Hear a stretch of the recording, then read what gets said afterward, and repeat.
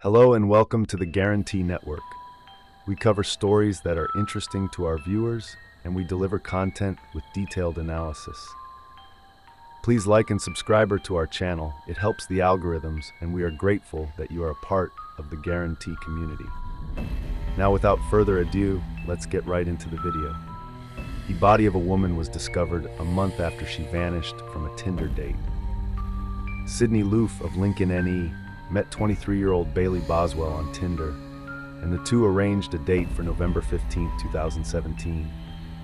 The 24-year-old Loof was reportedly excited about the date, even taking photos of herself after getting ready and posting them on Snapchat with the caption, "Ready for my date." The following day, Loof didn't show up for work or call in, and her family and friends began to worry. They soon arranged a search party, and the FBI got involved in Loof's disappearance.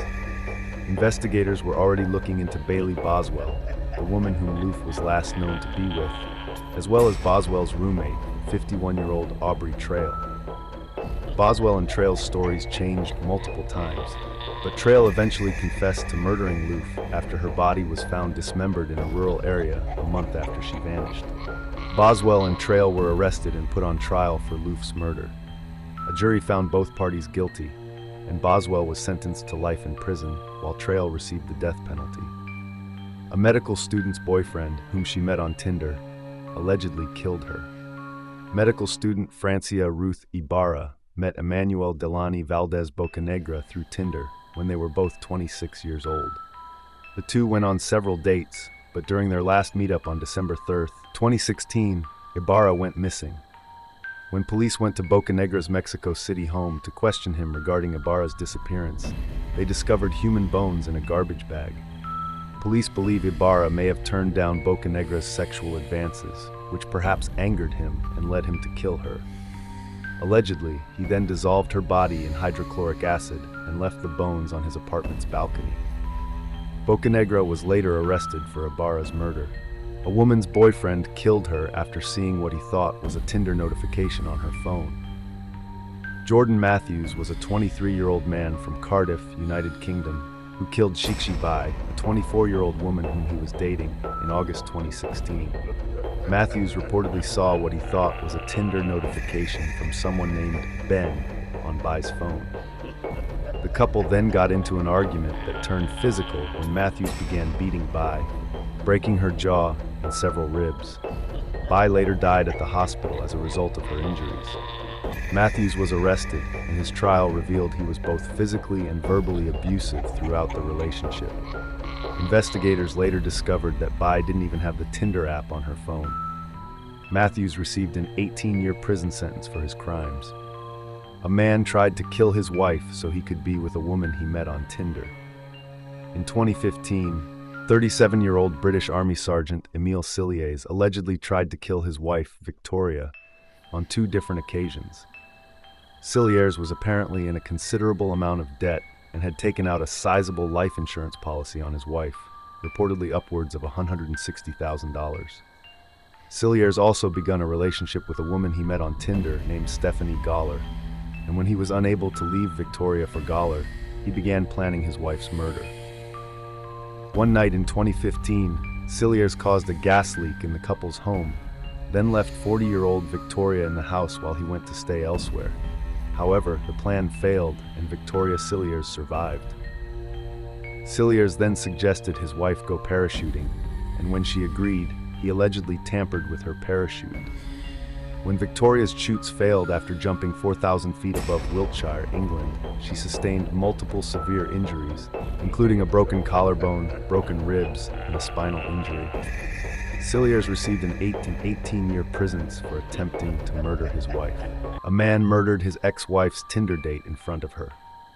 Jovi Pilapil of Sydney, Australia, began using Tinder 6 months after leaving her abusive ex-husband, 46-year-old Alexander Villaluna. The 40-year-old Pilapil soon met 53-year-old Keith Collins on Tinder, and the pair set up a date at a local restaurant.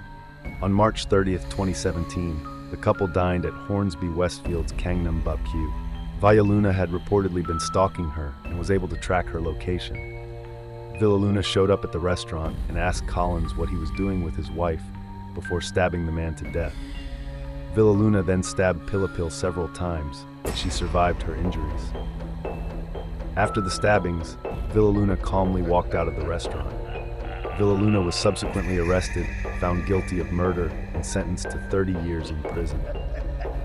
A woman reportedly stabbed her Tinder date when she found out he had a girlfriend.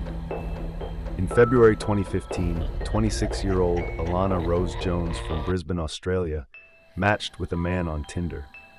The two went to a few bars, then went back to Jones's home, where they reportedly had sex before the man passed out. Sometime afterwards, the man's girlfriend texted him asking where he was.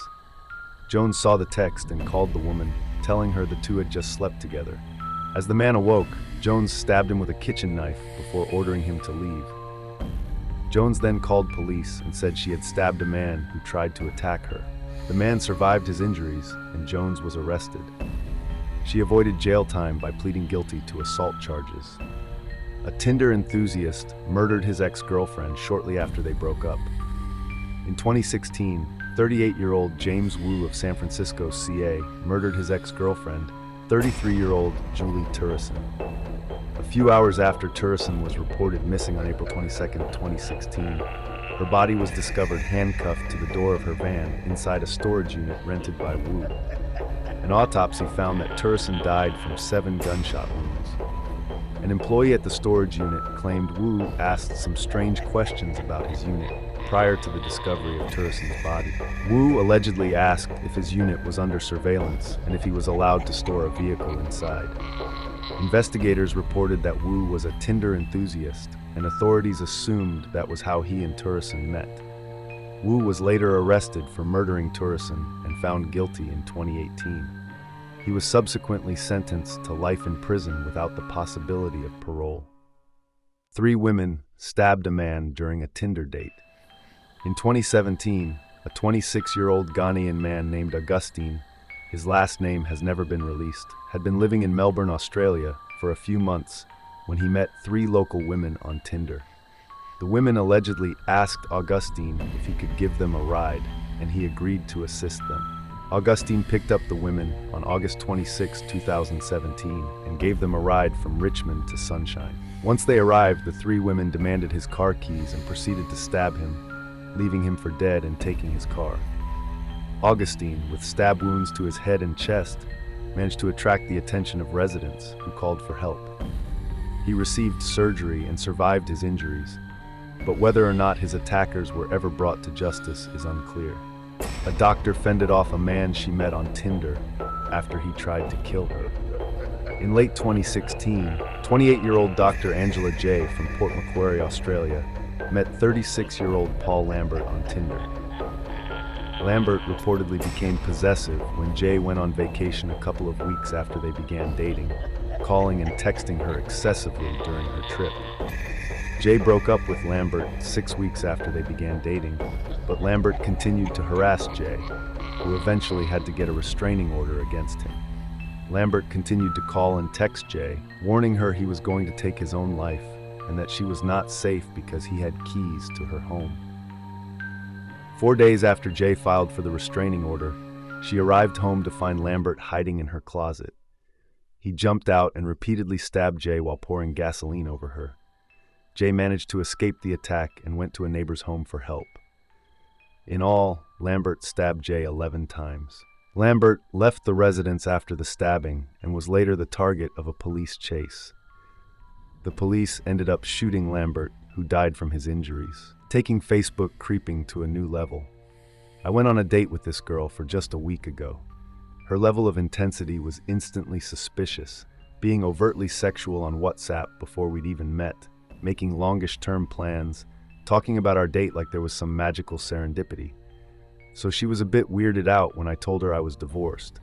I explained why me and my ex-wife split. It was mutual, amicable, and related to a personal issue my ex-wife had, which isn't my business to discuss. The girl who I went on a date with didn't believe me and went snooping on Facebook.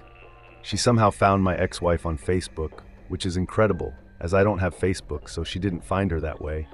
And my ex-wife also uses a pseudonym, as she is a very private person. She then proceeded to ask my ex-wife to verify my story as to why we broke up, which my ex reluctantly did. My ex-wife then messaged me to warn me. The girl I took out on a date then gleefully messaged me with, "Baby, I didn't believe your story about your divorce, but your ex confirmed the story, so now we can be together. Let's start a family." Needless to say, I ended things immediately. Took stalking prior to a date too far. This woman has chatting with me since Monday. She has become really interested in me and ended up finding my social media profiles. What started as some investigative stalking has turned into feeling like being intruded upon and harassed. She admits she stalked a lot, and now I'm unsure of how to act. We were supposed to meet on Saturday, but I called and canceled the date. She then went on to contact just about every single one of my Facebook friends to get me to change my mind. When I told her to stop and said we are not a match and wish you luck, she proceeds to post my name and photo on Facebook groups called "Are We Dating the Same Guy?" A day later, I find out about this, and she found my friends and relatives' contact information and started calling them. She admitted to them that it was a mistake to cancel our date and that she is a professional at stalking and is going to make my life a living hell. I contacted the police and had her charged with harassment. Thank you for watching. Please come back for more exciting and informative videos. Please like and subscribe. Thank you for your support and liking our channel.